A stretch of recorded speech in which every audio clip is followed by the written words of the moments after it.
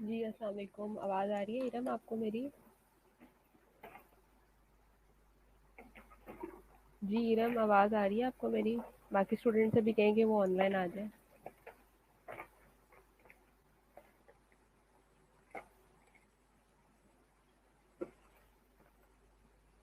हाँ जी इरम, आवाज़ आ रही है। अच्छा, बाकी स्टूडेंट से भी कहें कि वो ऑनलाइन आ जाए, जो लोग ये ऑर्गेनाइजेशन वाला चैप्टर जो है वो पढ़ना चाहते हैं, ताकि फिर हम लोग स्टार्ट कर लें इसको,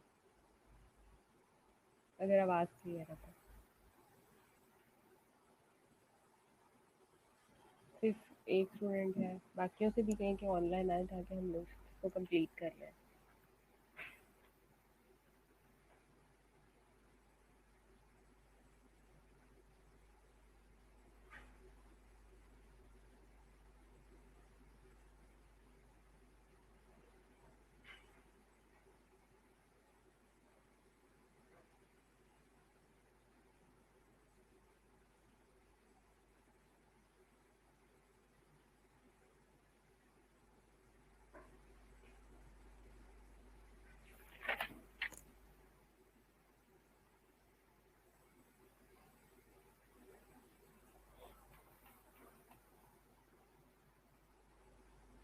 हाँ जी, बोलें सबको, ग्रुप में मैसेज करें कि हम लोग स्टार्ट करते हैं।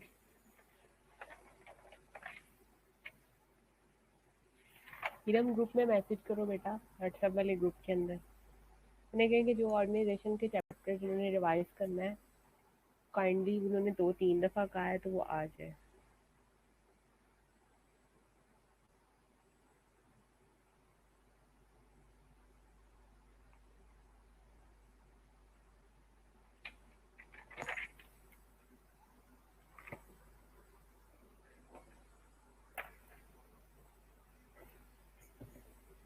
हाँ जी, सब ऑनलाइन हो फिर मैं स्टार्ट करूँ।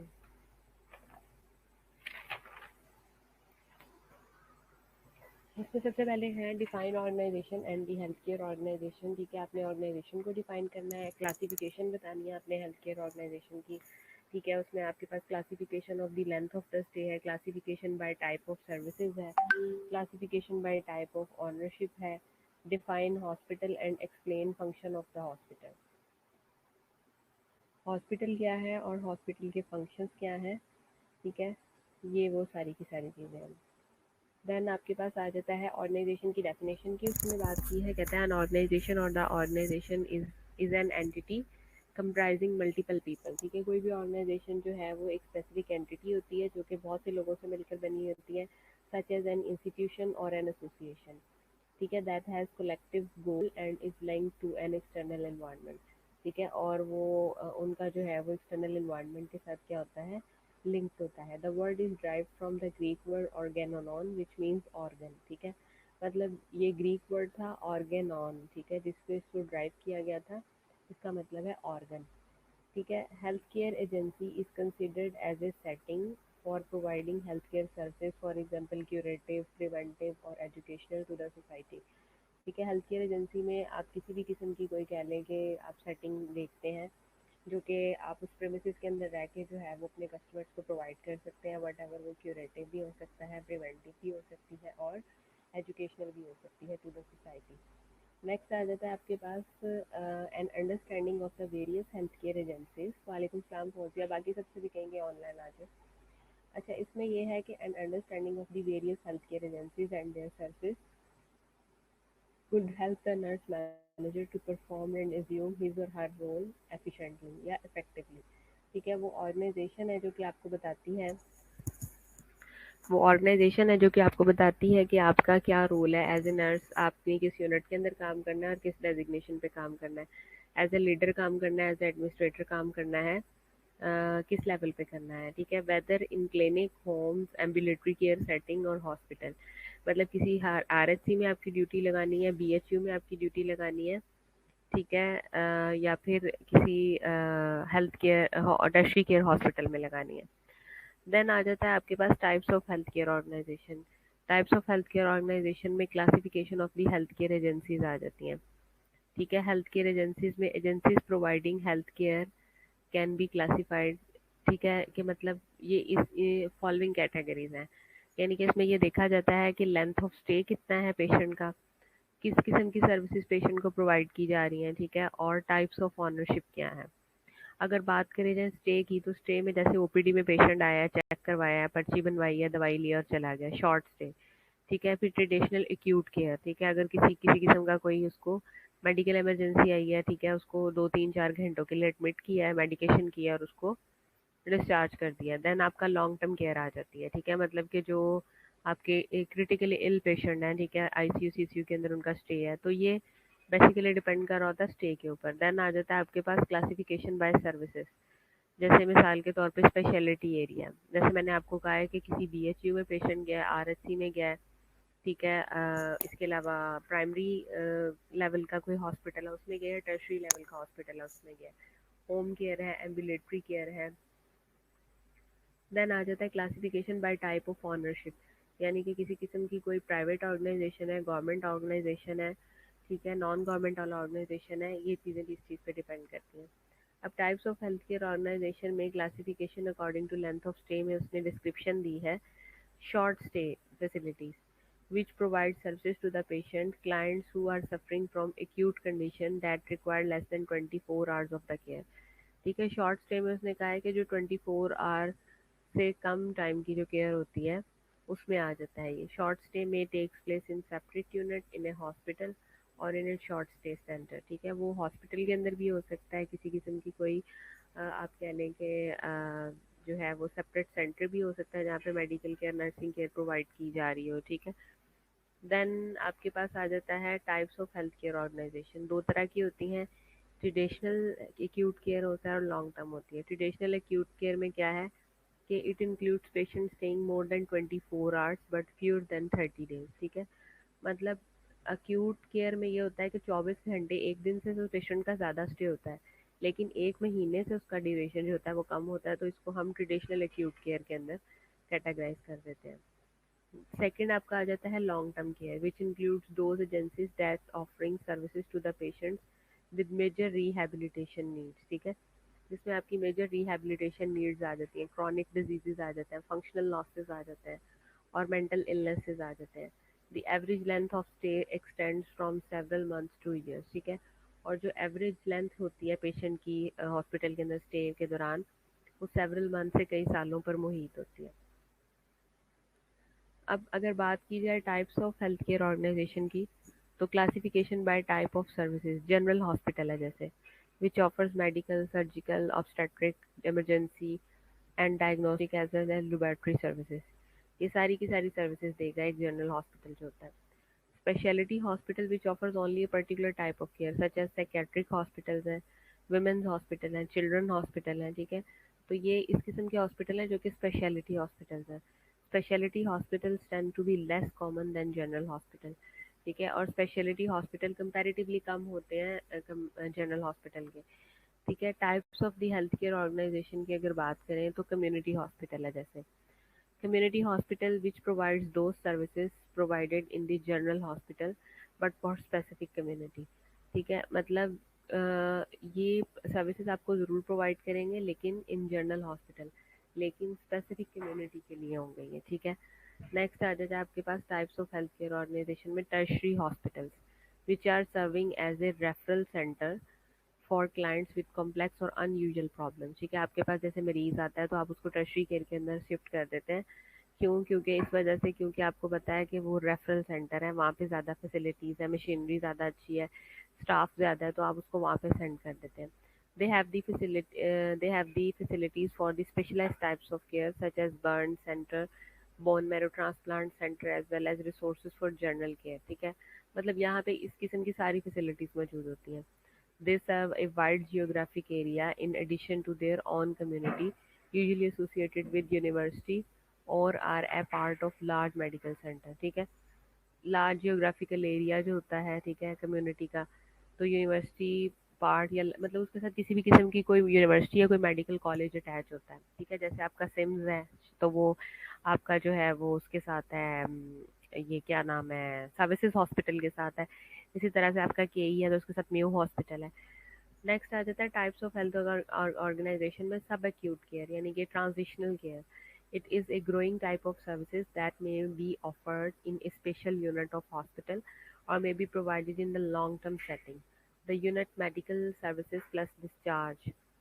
ठीक है, तो ये रैपिड यानी हॉस्पिटल्स में आ जाता है. But the unit rehabilitation services, जहाँ पे पेशेंट को आपने रखना है और उसको रिहैबिलिटेट करना है आपने, जैसे कि आपने कम्युनिटी में रिहैबिलिटेशन की डेफिनेशन भी पढ़ी थी, अगर आपने उसको रिहैब करना है तो वो लॉन्ग टर्म फैसिलिटीज़ के अंदर आ जाता है.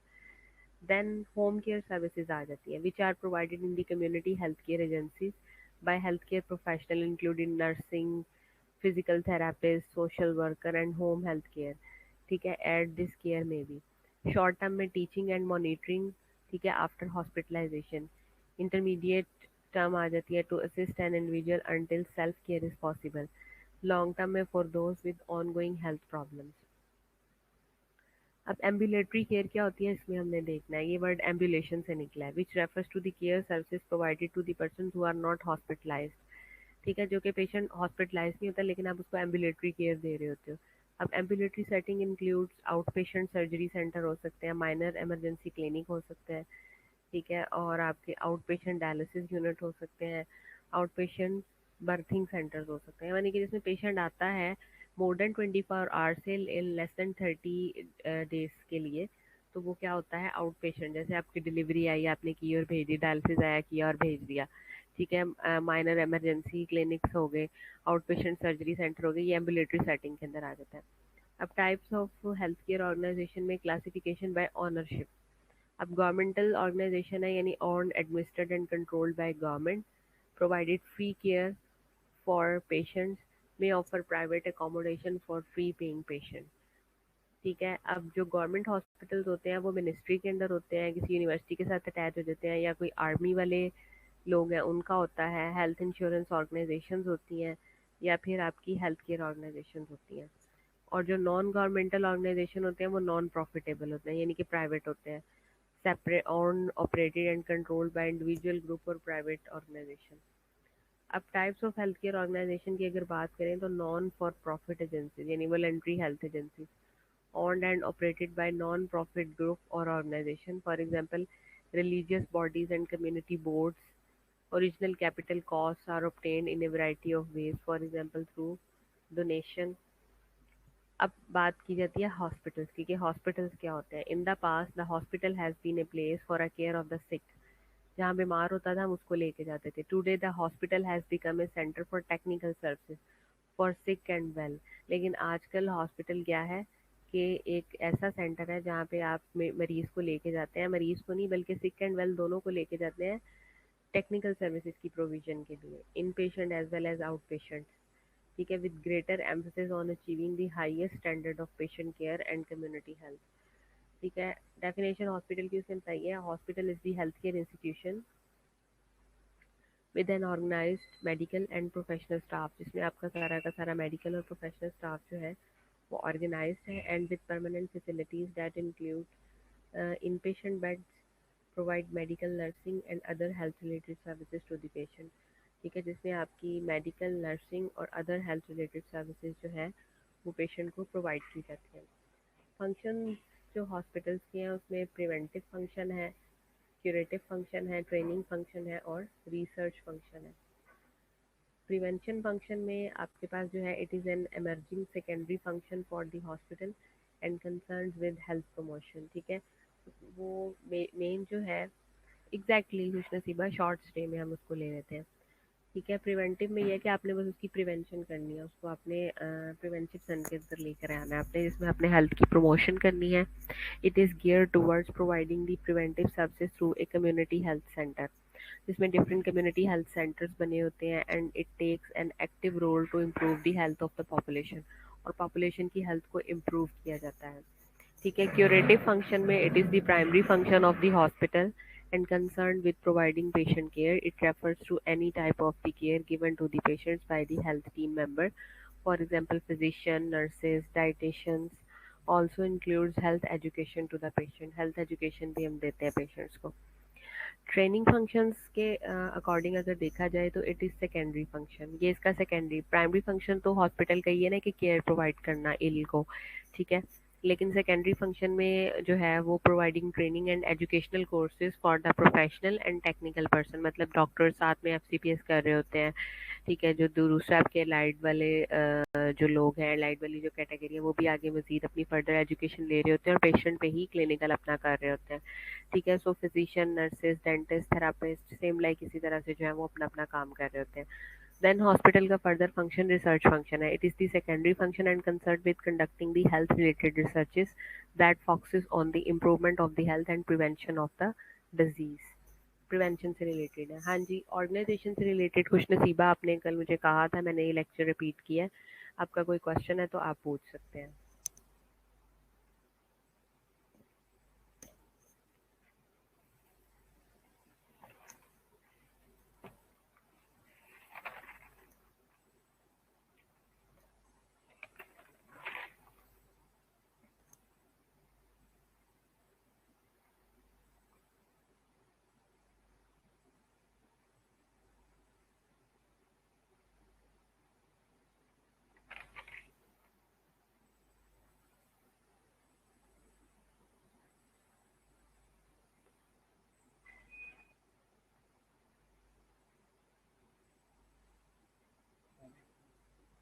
नहीं है।